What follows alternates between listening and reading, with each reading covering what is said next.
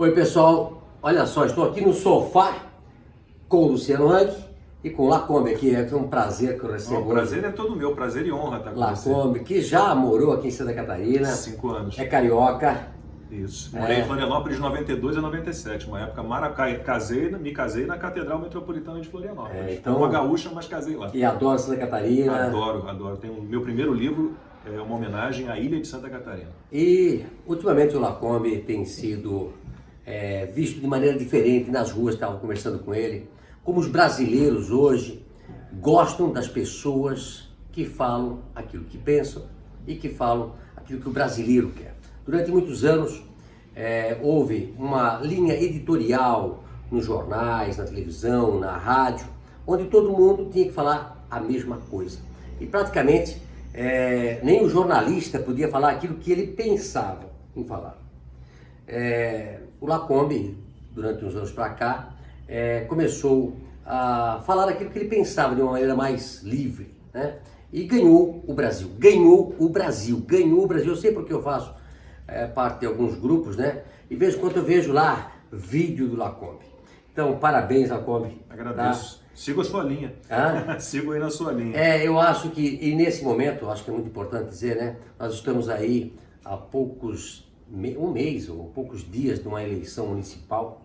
Qual a importância de uma eleição municipal para o Brasil? Não é só para a cidade. Eu acho que quando as pessoas votam no vereador, no prefeito, ele tem que pensar um pouco maior, não é isso?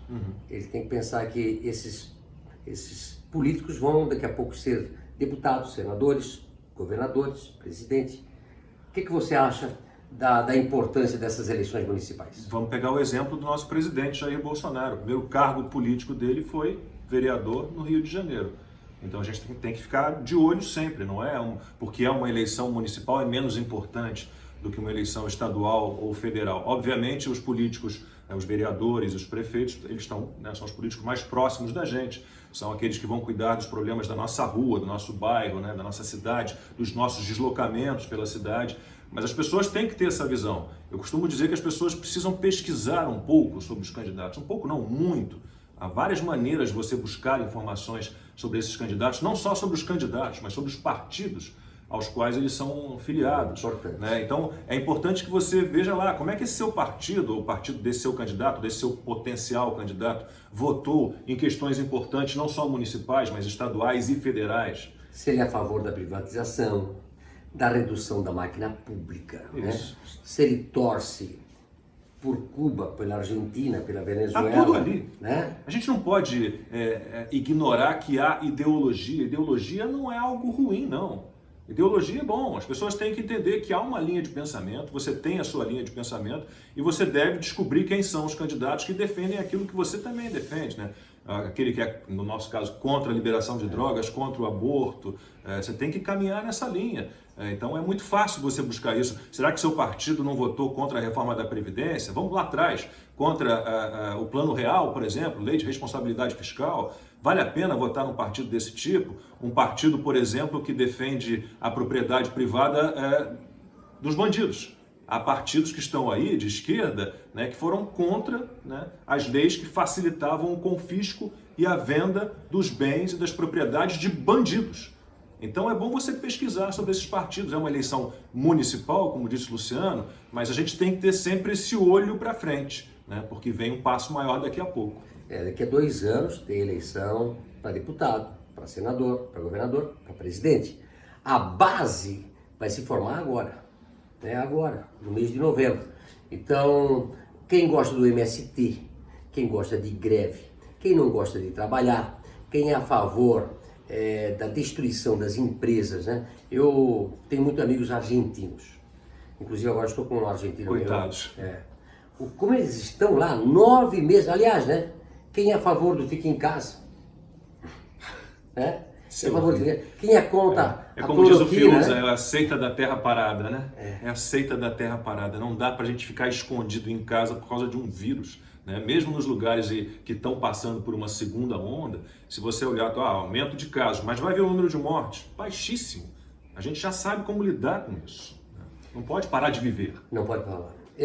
Lacombe, nós estamos falando sobre a parte editorial de um jornal ou o pensamento de um jornalista. Você disse que nos Estados Unidos existe um veículo e ele se coloca num lado.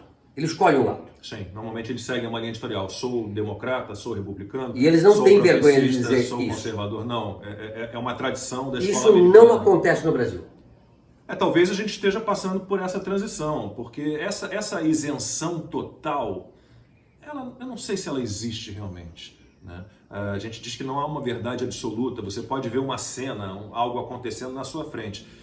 E se você se deslocasse, ou se houvesse uma pessoa a 10 metros ali, olhando aquela cena de outro ângulo, aquilo seria diferente, a interpretação poderia ser diferente. Então a verdade absoluta, né, ela se esvai no momento e ninguém a consegue captar. O que eu costumo defender é que a gente tenha um jornalismo posicionado, mas sem militância. Qual é a diferença?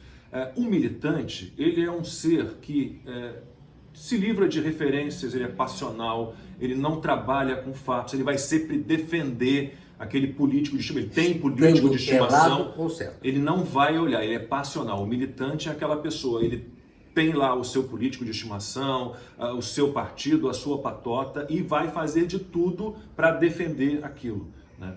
O jornalista posicionado, ele é diferente, né? Ele olha o mundo, ele tem as suas referências, ele sabe o que deu certo e o que deu errado, não só no Brasil, mas no mundo inteiro, né? E ele se define, olha, eu defendo isso porque isso deu certo, mas ele não é um cara, não é um profissional que vai defender sempre um grupo político, né? Um político, um partido. Ele tem senso crítico. O militante, ele abre mão do senso crítico, né? Ele perde o bom senso. O jornalista posicionado, não. Ele trabalha com referências, com fatos, mas mantendo o bom senso. Eu queria dizer para você, eu estive na abertura do portão de Brandemburgo, meses depois que abriu a Alemanha Oriental e Central, estava lá. Depois eu fui visitar a Rússia para saber como é que era. Embora que eu era jovem, 27, foi em 1989, eu queria ver como é que era aquilo lá. E eu fiquei apavorado. E nunca me esqueci de uma palavra que eu falei para os amigos meus que estavam, eu estava dirigindo o carro, e eu olhei tudo aquilo quebrado, há 30, 40 anos sem pintar, as sacadas caindo, os carros virados de cabeça para baixo. E eu disse uma frase que eu nunca me esqueço: como pode tão poucos fazer mal para tantos? Eles dominam a mídia, eles dominam a informação e todo mundo fica um cordeirinho trancado naquele país sem condições de sair. Então eu me preocupo muito, por isso que eu me fiz com que o meu ativismo político, né? Eu nem chamo de ativismo, porque eu não gosto, eu não vou ser político, mas eu acho que nós podemos ser um ativista econômico, porque se a economia vai bem, todo mundo vai bem, tem emprego, tem desenvolvimento. Qual é a experiência do teu canal de YouTube? Estávamos conversando que quando você fez a primeira live, né? Quando você fez uma com Alexandre Garcia e o Caio Coppola. Uma loucura, né? As pessoas nas redes sociais, todo mundo passando o horário, dizendo não vamos perder, vamos estar juntos nessa primeira live do Lacombe. Foi uma loucura, foi um sucesso. Eu esperava que o canal crescesse, mas tão rapidamente assim. Eu tenho até que estudar, pesquisar para ver se foi um case realmente, porque a gente imagina que um canal de jornalismo com um crescimento tão rápido assim, eu não tenho notícia de ninguém. Mais de 1 milhão? A gente foi assim, a gente lançou o canal com um videozinho, um teaser, um vídeo bem curtinho de 48 segundos, com alguns depoimentos meus, editados rapidamente, ali um teaser, um trailer, 48 segundos, numa quinta-feira. Na quinta-feira seguinte, a gente teve a primeira live. Nessa semana, já foram 800 mil inscritos. Essa live com Alexandre Garcia e o Caio Coppola, ela deu 120 mil pessoas simultâneas assistindo, mais 40 mil no canal pirata, então deu 160 mil pessoas assistindo simultaneamente. E em 10 dias, então 2 dias depois, 3 dias depois da live, a gente já estava com mais de 1 milhão de inscritos. Foi uma velocidade absurda. E é um canal que defende isso que você estava falando, que defende um Estado menor, né? Um Estado enxuto. Esse Estado, por exemplo, a Alemanha Oriental, os países da Cortina de Ferro. Até hoje tem cicatrizes, né? Sim, a diferença era muito grande. Eu visito, há pouco tempo atrás, a Alemanha Oriental. Eu sou alemão, eu tenho dupla cidadania, né? Eu vou à Alemanha. Ainda, pessoas que não falam inglês, lá, né? Tu vai lá no cardápio e você não consegue se identificar. É uma parte mais pobre da Alemanha ainda. Né? E as cicatrizes estão depois de quase 30 anos. Por conta desse Estado autoritário enorme que se supõe pai de todos, né, fomentador de crescimento, né? Esse Estado não deu certo em lugar nenhum do mundo. É por isso que eu digo, o militante, essa pessoa que defende esse Estado tutor, pai de todos, que pega na mão de todo mundo, né, que teoricamente está preocupado ali, né, em dar Ele sabe tudo, né? Ele sabe tudo que você tem que fazer. Ele não funciona. Ele monitora não funciona. a sua vida. Ele cria uma dependência, ele quer que as pessoas dependam dele, né? O que a gente precisa é justamente do contrário disso, né? A gente tem que caminhar, né, por essa trilha aí liberal, né, com menos Estado, com mais presença de empresários como você, né, porque eu sempre falo isso, o empresário é o cavalo que puxa a carroça, ele não é a raposa ser caçada, a vaca ser ordenhada, como dizia o Churchill, ele é o cavalo que puxa a carroça. Esse papo mofado, velho, o empresário é um explorador de mão de obra, é capitalista, burguês. Meu Deus do céu, capitalismo selvagem, a gente sabe onde existe, né? Tem na China, que você tem lá pirataria, espionagem industrial, exploração de mão de obra, agressão ao meio ambiente, e a gente teve na época do PT, porque o capitalismo ele pressupõe o quê? Ele pressupõe regras claras para uma concorrência leal. E o que a gente tinha na época do PT aqui? As empresas amigas do rei. Isso. Só elas se criavam. Então, nesse ambiente não há capitalismo nenhum que sobreviva, né? Que funcione verdadeiramente. Olha, como é que você se sente depois desses anos agora, andando na rua? Como é que o povo te recebe? Como é que você... Eu vi aí, né, agora as pessoas, a gente andou aí lá em Barra Velha, aqui na van, as pessoas cumprimentando você, querendo tirar foto de você. Você sentia isso antes? Eu tenho 32 anos de carreira como jornalista, 20 de Rede Globo. Então, eu trabalhei 20 anos na emissora número 1, ainda a emissora número 1 do Brasil, e jamais tive um retorno parecido com o que eu tenho hoje. Jamais. As pessoas me param na rua o tempo todo, sempre com muito carinho, com palavras de apoio e de incentivo. Lacombe continua, precisamos da sua voz, você nos representa. Isso é gratificante demais. Você fala aquilo que a gente quer que você fale. É isso, as pessoas... Na realidade, a gente não é que pega o que eles querem, é que a gente fala de coração, não é isso? O brasileiro se politizou e isso é ótimo. Isso. Ele entendeu que não há mais um grupo que seja o dono da verdade, que tem o monopólio da informação. Eles encontram em pessoas como nós, né, como a Rede TV, agradeço ao Marcelo de Carvalho por me dar essa oportunidade, né, emissoras que dão realmente voz, né, verdadeira aos jornalistas posicionados, mas não militantes. Né? A gente não age como um partido político derrotado numa eleição, a gente não quer derrubar ninguém, jogar contra o país, a gente quer que o Brasil melhore. Nós temos referências no mundo, os países são diferentes entre si, mas por que a gente vai partir para modelos que não deram certo em lugar nenhum do mundo, em época nenhuma? Não vamos errar, não vamos cometer os erros que os outros cometeram. Eu prefiro que eu aprenda com o erro dos outros do que os meus erros, né? E eu quero você fala aqui, qual é o trabalho que você vai fazer agora na Rede TV. Eu estou sabendo que vai ter vários programas, entrevistas, Marcelo e o Marcelo aí preparou para você, para que te dê a liberdade de criar programas para levar boas informações, para que o povo brasileiro, cada vez mais, que já abriu muita cabeça, né? O que aconteceu de 2000, a eleição foi em 2017, né? 2018. Posse 2018. De 2018 para cá é uma revolução no povo brasileiro. Talvez seja o povo mais ciente dos perigos de um comunismo, de um socialismo. Então está todo mundo muito vigilante, né? E as redes sociais e as TVs que estão se posicionando do lado do povo. Fala um pouco do que você vai fazer na Rede TV. Eu estreiei no dia 28 de setembro na Rede TV o meu primeiro projeto na emissora, chama-se Opinião no Ar. Vai ao ar de segunda a sexta-feira, de 11h45 a 1 da tarde, e eu conto com a sua presença.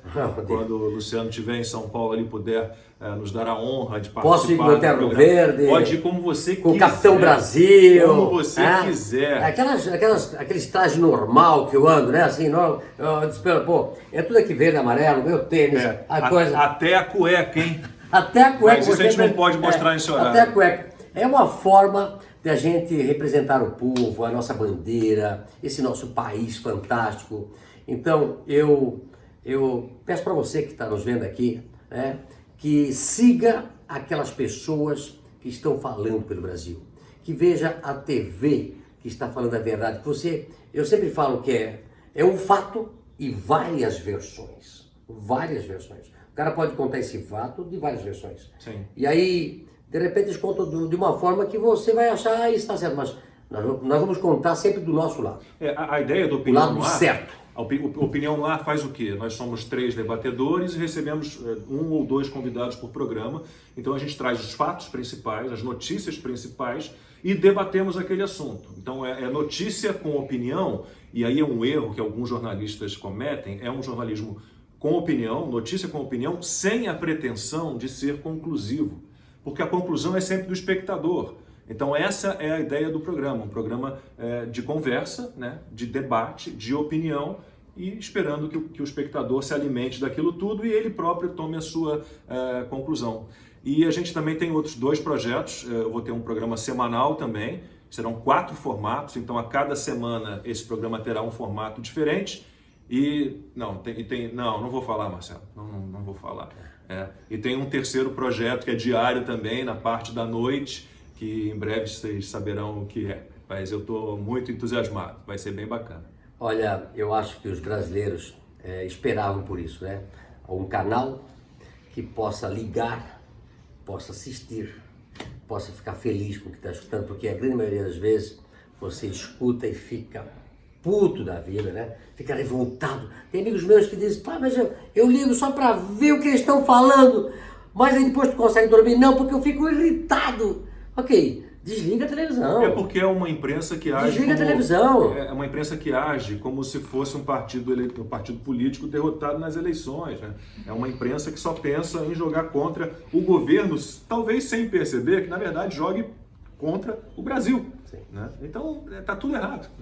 Vamos torcer pelo Brasil, estar do lado de quem pensa num país pujante. Eu acredito no país. O país tem 212 milhões de habitantes. Só depende de nós. Pessoas, o Brasil não só gosta de futebol e carnaval, o Brasil gosta de trabalhar, gosta de ganhar dinheiro, gosta de montar sua empresa, é trabalhador. E não quer esmola do governo, não quer esse Estado enorme, não. Não. Na realidade, sabe como é que funciona, né? Eles querem que todo mundo fique miserável para depender e deles. O Estado, quem está lá em cima, dê a Bolsa Miséria para que você compre o seu voto nas urnas. Não venda seu voto. Não vote em corrupto, incompetente e principalmente em socialista e comunista. Ok? É isso. Um abraço. Simplesmente isso. Obrigado. Um abraço. Obrigado, Marcelo. Obrigado. Parabéns. Para você.